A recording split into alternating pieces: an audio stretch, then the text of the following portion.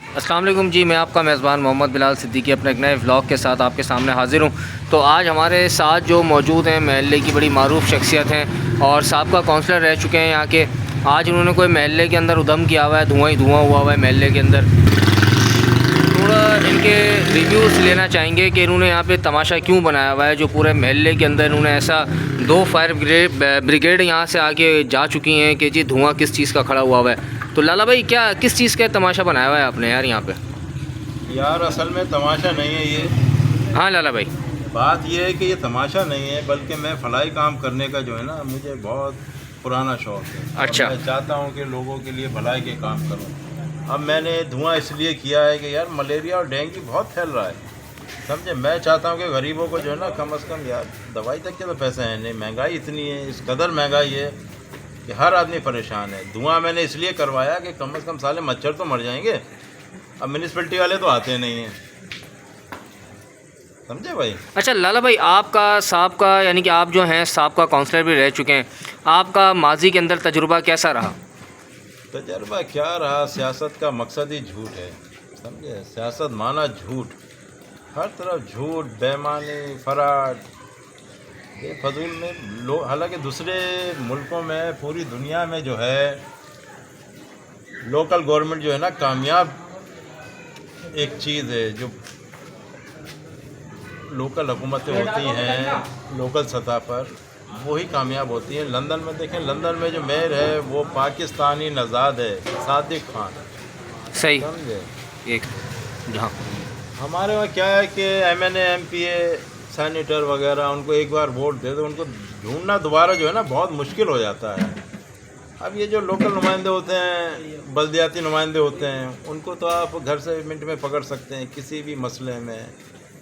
थाना, पुलिस, सफाई सुथराई वगैरह या किसी भी मसले में आप उन्हें मिनट में ढूंढ लेंगे। लेकिन ये जो बड़े बड़े MNA MP होते हैं, इनको ढूंढ के तो दिखाए कोई। अच्छा लाला भाई, मैं आपसे एक सवाल करूं। देखें, मैंने अभी तक जो हमारे इलाके का एक पढ़ा लिखा काउंसलर देखा तो वो आपकी शक्ल में पाया। वो अलग बात है कि आप जिस चीज़ की भी नज़र हुए आपको काम करने नहीं दिया गया। अच्छा, तो आप थोड़ा सा मुझे ये बताएं कि काउंसलर का मतलब क्या है, उसकी जॉब डिस्क्रिप्शन क्या है, उसको काम करना क्या होता है इलेक्शन में आवाम के वोट से इलेक्ट होने के बाद, ताकि आवाम को पता चले कि उसका बेसिक काम क्या है। नहीं तो हमारे पास तो कल्चर ये है कि कोई काउंसलर भी बन जाए तो उसके बाद साइन के साथ वो जी काउंसलर साहब लग जाता है और तस्वीरें खिंचवाना शुरू हो जाते हैं। तो आपके मुताबिक काउंसलर की जॉब क्या है? काउंसलर की जॉब क्या है? काउंसलर की जॉब ये कि एक अवामी आम आदमी, आम नुमाइंदा जो है, एक वार्ड होते हैं, यूसी होती हैं। उसमें वार्ड में ऐसा होता है कि यूसी में जैसे 3 वार्ड हो गए, 4 वार्ड हो गए, तो हर वार्ड का एक काउंसलर होता है। हाँ हाँ लाला भाई। हाँ, यूसी की सतह पर ऐसा होता है कि वार्ड बनाए जाते हैं। अब जैसे सक्कर में पिछले इलेक्शन तक तो 26 यूसी थी, अब उसको तकरीबन 30-32 तक पहुंचा दिया गया है। इलाके के वार्ड बना दिए। जी लाला भाई। हाँ, इलाके के एक वार्ड बना दिए जाते हैं। उसको माना एक यूसी को 3 हिस्सों में, 4 हिस्सों में बांट दिया जाता है। अब वो एक घराने होते हैं, एक वार्ड में एक मिसाल है कि 100 घराने हो गए, 150 हो गए। तो वो जो वहाँ का एक काउंसलर होता है ना, आम काउंसलर, वो अच्छी तरह जानता है कि कौन से घर में कितने आदमी हैं, क्या उनका काम है, उनको किस चीज़ की ज़रूरत है, क्या नहीं है। तो इसलिए जो है ना, लोकल गवर्नमेंट जो है ना बहुत कामयाब एक चीज़ है, लेकिन हमारे सियासतदान उसको आने कहाँ देते हैं। अच्छा लाला भाई, आपको रुकावटें क्या आई आपके दौरे हुकूमत में? क्योंकि अच्छी तरह हमें याद है, हम भी आपके वोटर थे और जब आप इलेक्ट होकर आए थे तो आपके टाइम पे ही कोरोना आया। आपकी थोड़ा बताएं, ये 2018 में आप इलेक्ट हुए थे या 2019 में हुए थे? क्योंकि 2019 में कोरोना आया था और बहुत से लोगों की आपने मदद भी करी राशन की सूरत में या दूसरे हाले हवाल से, लेकिन आपके ऊपर कुछ इल्ज़ामात भी लगे कि जी आपने सिलाई मशीनें चुरा ली या खा गए या वो राशन आपने घर पर रख लिया। उसके लिए आपके क्या रिमार्क्स हैं? अब बात ये कि इल्ज़ामात तो लगते रहते हैं भाई। अगर सिलाई मशीन, हमने सिलाई मशीनें खा ली या बेच दी या कुछ किया, तो पहले तो कहने वाला ये बताए कि वो सिलाई मशीनें दी किसने हमें, समझे ना।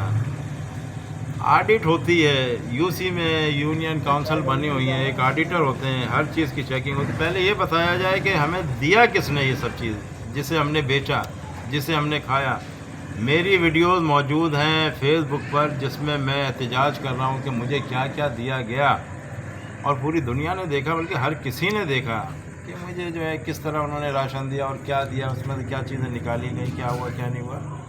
अच्छा लाला भाई, थोड़ा ये बताएं कि आपको जो है ये बजट देता कौन था और आपको कहाँ कहाँ पे रुकावटें आईं? यार इस पीपल्स पार्टी की हुकूमत में बजट नाम की तो हमारे लिए तो कोई चीज़ थी नहीं। हम तो मुंतखब नुमाइंदे थे MQM के। सही। और बस 3 हमारे चेयरमैन थे और काउंसलर वगैरह। हमें तो कोई किसी किस्म की कोई फैसिलिटीज़ दी नहीं गई, कोई फंड नहीं दिया गया, कोई तनख्वाह नहीं दी गई। आपको तनख्वाह तक नहीं मिली? हमने तो ये सुना है कि आपकी कोई 25 से 30 हज़ार रुपये माहाना तनख्वाह भी ली है आपने। नहीं नहीं, ऐसे ही झूठ खाम खाई किसी ने बेफजूल में। हाँ। पता नहीं यार किसने कहा कि 25-30 हज़ार रुपये तनख्वाह दी। एक इजलास हुआ था, अरसलान शेख साहब ने councillor, general councillor, chairman, vice chairman वगैरह को बुला के एक इशाइया दिया था, दावत दी थी। उसमें उन्होंने जिस तरह की तकरीरें की थी कि 10,000 रुपये चेयरमैन, 8,000 रुपये वाइस चेयरमैन और 5,000 रुपये काउंसलर साहब को दिए जाएंगे, ये तनख्वाह की सूरत में? हाँ, तनख्वाह की सूरत में। लेकिन वो आज तक अल्लाह जानता है कि हमारे दुकान अगर हमें दिए गए तो किस तरह हमें दिए गए, हमारे कौन से अकाउंट में पैसे आए और किसने दिए, कोई साबित तो करे हमें। यानी कि ये सिर्फ एक वही बातें हैं कि इल्ज़ामात हैं, बस जिसका जो मुंह में दिल आ रहा है, जिसका जो दिल कर रहा है वो मुंह से बस हाँक देता है, क्योंकि मुंह से बातें करना बड़ा आसान है। अच्छा खैर, जो मैंने एक काउंसलर की जॉब को समझा, तो खैर वो तो मैं ख़ुद गवाह हूँ इस चीज़ का कि आप सुबह ही सुबह, यानी कि जो आपकी एक जॉब डिस्क्रिप्शन थी, आप अपने काम के साथ सच्चाई के साथ, यानी कि आप जो म्यूनसिपलिटी के जो एम्प्लॉयज़ होते थे उनके साथ आप निकले होते थे, गलियों की सफाई सुथराई वगैरह। अच्छा, इसमें जो एक बेसिक चीज़ जो आई, जैसे कि गलियों में स्ट्रीट लाइट नहीं लगवा सके आप, तो इसके ऊपर आप समझते हैं कि ये आपकी साइड से एक वीक पॉइंट था, आपको ये सब करना चाहिए था, क्योंकि जिन लोगों ने आपको वोट दिया आप उनकी उम्मीद थे, तो आपने उस टाइम क्या आवाज़ उठाई कि यार आप किसी गली में स्ट्रीट लाइट नहीं लगवा सकते? यानी कि आपने लगवाई होंगी, लेकिन जितना बड़ा आपका इलाका था आप उसको कवर नहीं कर सके, तो ये आपकी वीकनेस थी या पीछे से आपको कोई रुकावटें आईं? बात यह है कि पीपल्स पार्टी मुकम्मल तौर पर सिंध में हर महकमे में, हर चीज़ में छाई हुई है। उसका कब्ज़ा है, काबिज़ है, वो जो दिल चाहता है वो करते हैं। हाँ। मेयर पीपल्स पार्टी का, डिप्टी मेयर पीपल्स पार्टी का, पूरी काबीना पीपल्स पार्टी की, तो वो हमें क्या देंगे? अब हमारे नाम से हाँ, स्ट्रीट लाइट वगैरह ले तो ली, लेकिन हमें नहीं दी गई। एक एक काउंसलर के हिस्से में तकरीबन 15 से 20 लाइटें आने थी, मुझे सिर्फ 10 लाइटें दी गई। 10 लाइटों में से भी 2 वो उन्होंने पता नहीं कहाँ की, एक ये हमारे हैं, हालांकि बस हमारे अपने, तो बस क्या बोलो, एक उन्होंने लगवा ली। अब जहाँ जहाँ मैं चाहता था कि यहाँ लगाओ, यहाँ लगाओ, यहाँ लगाओ, तो बस अल्लाह उनको हयाती दे। मेरे पीछे उन्होंने उनको जो लगाने आए थे उनको कहा कि इसका कहना नहीं मानना। यार मैं भी तो मुंतखब नुमाइंदा था ना, समझे, मैं भी आवाम के वोटों से मुंतखब होकर आया था, लेकिन इसमें भी सियासत की गई। कहते हैं ना, नानी बेड़ा अंदर रेवड़ी बांटे अपने अपनों को, सारी चीज़ें इन्होंने सब खा गए, आपस में मिल बांट के खा गए। अच्छा लाला भाई, देखें मैं बात को थोड़ा मुख्तसर करूँगा, मैं जहाँ तक आपकी बात को समझाऊँ। अभी जैसे कि आपने बोला कि यहाँ पे हर गवर्नमेंट सेक्टर के अंदर पीपल्स पार्टी जो है वो काबिज़ है, यानी कि वो ठेकेदार बनी हुई है, वो चाहती नहीं है कि किसी और पार्टी का मुंतखब हुआ नुमाइंदा काम कर सके। तो आपको वो वसाइल ही नहीं दिए गए कि जिससे आप अपने इलाकों के अंदर काम कर सकते। तो इसके ऊपर आपके मुताबिक हल क्या है लाला भाई? क्योंकि देखें, आप MKM की तरफ से काउंसलर बने या PTI की तरफ से बने, जमात इस्लामी की तरफ से बने, अपर साइड पे तो काबिज़ है ही पीपल्स पार्टी, तो फिर क्या करना चाहिए आवाम को? क्या दूसरी जमातों को पीछे हट जाना चाहिए? क्योंकि अब जाहिर सी बात है, काउंसलर बनेंगे उनको काम ही नहीं करने दिया जाएगा। और हमारी जो आवाम है, सिंध की आवाम का भी कह सकते हैं, या तो फिर ये कह सकते हैं कि इलेक्शन सिंध के अंदर जो है वो करवाना ही बेफजूल है, क्योंकि अगर कोई इलेक्ट होकर आता भी उसको काम ही नहीं करने दिया जाता। इसमें प्लीज़ ज़रा शॉर्ट बात करिएगा। हाँ हाँ, बात यह है कि भाई हर तरह से हर चीज़ पर पीपल्स पार्टी जिस तरह काबिज़ है, हर तरह की अपनी मनमानी कर रहे हैं, वो किसी और को सवाल ही पैदा नहीं होता कि कुछ करने दें। अगर कोई कुछ कर भी गया तो मोहताज तो इन्हीं का है, फंड कौन देगा? लाला भाई इन सब चीज़ों का हल क्या है? इनका कोई भी हल नहीं है। इनका हल है इनकलाब, और इनकलाब हमारे मुल्क में आना ही नहीं है। सही है। जहाँ की आवाम जो है ना, बस उसको क्या बोलो, जिसका जो है ना ज़मीर ही मर गया, साला कोई होश के नाखून ही नहीं लेते हैं, अपने लिए सोचते ही नहीं है। सुबह निकलते हैं, मेहनत मजदूरी करके आते हैं, लेकिन वही शाम को उन्हीं के। अच्छा लाला भाई, आपके पीछे मुनव्वर साहब आए। अच्छा तो देखिए अभी लाला भाई, जैसे मैंने अभी आपको बताया कि हमारे साथ इस इलाके के बड़े सीनियर के जी हमारे महल्ले की यानी कि दूसरी सीनियर शख्सियत हैं मुनव्वर ख़ान साहब।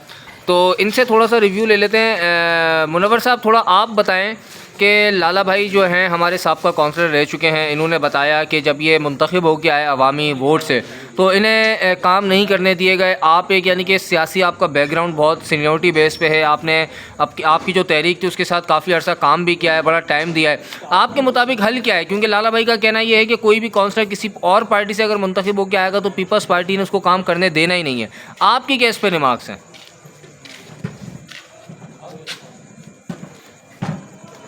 तो जी मुनव्वर साहब कुछ भी नहीं कहना चाहते, क्योंकि इनका मानना ये है कि देखें, इन्होंने ये इशारों में बात करके बड़ा डीप मैसेज दिया है कि इस मुल्क में बोलने वाले की ज़ुबान को बंद कर दिया जाता। तो देखें असल बात वही है, जो मुनव्वर साहब ने अपने इशारों में जो बात कही है, ये एक बहुत बड़ा मैसेज ये है इसमें कि अगर आप बोलेंगे तो आपकी ज़ुबान को काट दिया जाएगा, और आप इज़्ज़त की ज़िंदगी गुजारना चाहते हैं तो आप सबसे पहले अपनी ज़ुबानें बंद कर लें। अब अगर आप अपने हक़ की भी बात करेंगे तो आपकी ज़ुबान काट दी जाएगी, या तो वही होगा जो माजी के अंदर बहुत सी मिसालें भरी पड़ी हैं और वो बंदे गायब हो जाएंगे। तो एक छोटा सा व्लॉग था जो आपसे शेयर करना था। अगर वीडियो अच्छी लगी हो और आप अपना भी कोई रिमार्क्स देना चाहते हैं तो कमेंट करके लाजमी बताइएगा। बहुत शुक्रिया।